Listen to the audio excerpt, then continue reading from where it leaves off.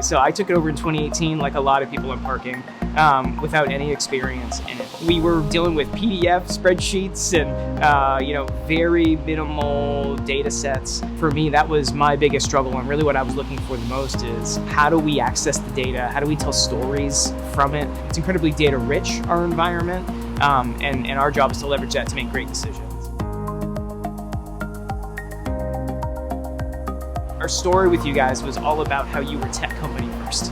So your approach looked and felt like what we expected for modern tools and a forward-looking company that matches the tech-forward approach that Raleigh has. We're a huge tech city, and we expect our partners and our products to match that. Demands at the curb constantly change. New pressures with streeteries and bike lanes and scooters and pedestrian and vision zero safety. All of these things put pressure on that curb.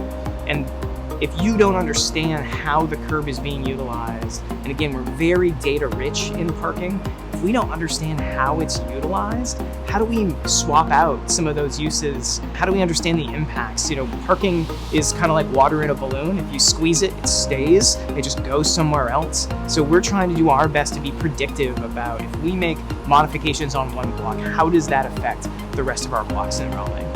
I think as we look forward, the most important piece for us is going to be how do we connect all of our systems together?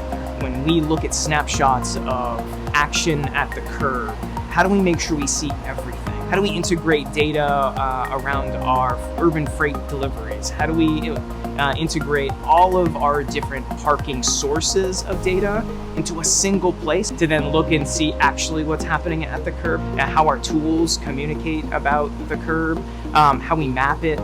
It's going to be pretty revolutionary for us.